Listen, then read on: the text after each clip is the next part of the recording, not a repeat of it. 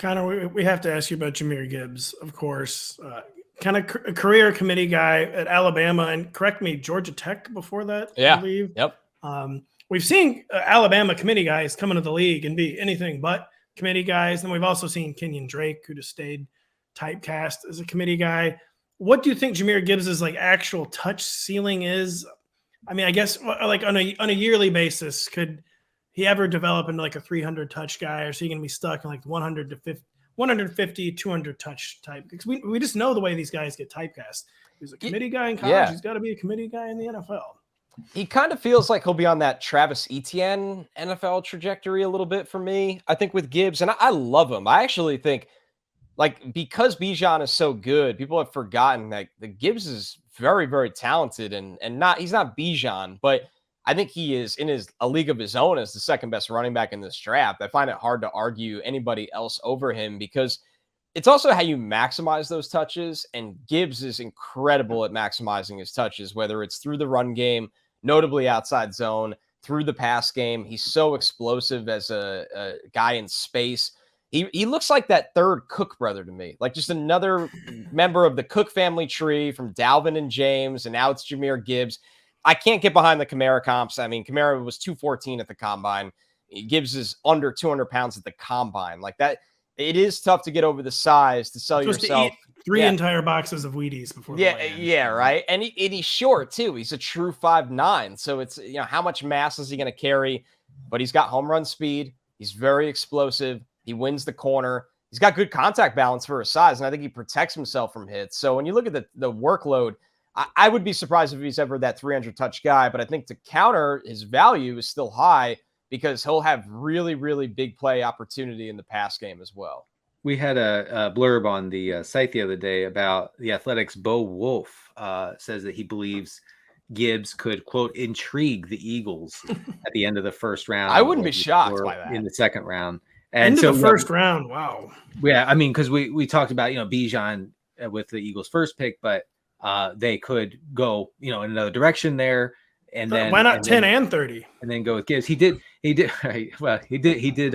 Wolf did mention that that the skill set for Gibbs is somewhat duplicative of Kenneth Gainwell's. So Kenneth Gainwell doesn't strike me as a dude who we can't replace Kenneth Gainwell. I personally like Kenneth Gainwell, but he was like a day 3 pick who hasn't done a ton in 3 seasons. Is it? Maybe it's only been 2 seasons, but that's not the type of player that typically holds teams back from adding another player at the position via the draft. And then you would hope, at least, because Denny's right. They could. I mean, the Eagles seem to love Kenneth Gainwell. Like they really like him. And then Gibbs also, we should mention, visited with the Bucks this week. I don't think that Rachaad White is getting out of this draft without getting serious contact. And so I regret to inform that Rachaad White is the next Michael Carter. I'm not very hopeful for Rachaad White. Honestly, it's just I think. Everybody likes him more outside of the Bucks. It is the class. One of those. It really exactly. Time will tell. Yeah, exactly. Exactly. And being in the Jets world so close here, I was like, they really like Bam Knight, and just trying to scream it. It's like be wary of this. Yeah, White had a not good rookie year. It wasn't bad, but it was not good. Yeah, not enough where you just completely cast off Michael Carter. Oh, you're saying White. Yeah, no, I agree with that too. Yeah.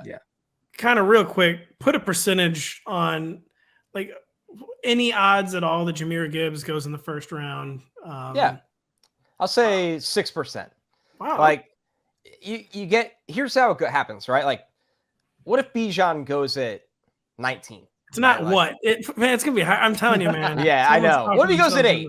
What if he goes at 8? Yeah, he's going at 8. Exactly. He's going at 8. Exactly. Oh man. Now we're talking. Bijan goes at 8. You have 5 teams in the first round. They're like, maybe we'll take Bijan, and then they pivot really fast. They really do. So I don't we didn't think even want insane. him. Jahmyr Gibbs is so electric. We didn't want Bijan. We're not going to give a running back 3 touches. We're going to give Gibbs 188, and they're going to be high leverage. Let's spend the 21st pick on him. No, Connor, that's a really interesting thought, very realistic thought process to me, where there's probably 5 or 6 teams daydreaming about Bijan, and then maybe doing more than daydreaming and not realizing it, and like being really disappointed when he goes off the board. I think that's actually like a fascinating way to like envision how it might happen of another running back sneaking into the first round. Yeah, there's a human nature to all of this. Like there is. Like front offices get put on a pedestal, and like when you like kind of talk to some of these guys, you're like, you're kind of more human than everybody expects you to be. Like you get fooled by the same BS that we all do too. They do. They it's won't crazy. get put on that pedestal on this show. We will not let them escape the draft. All right, I like to hear that then. By the way, we talked about someone trading up to number 3 for Anthony Richardson. They're trading up to number 3 for Bijan. Could you imagine? Like that was. Well, the Falcons just need to get their guy. Like the Falcons, of course, they were going to take him if he made it there, but they got to just make sure no one jumps them. So they got to jump everyone else.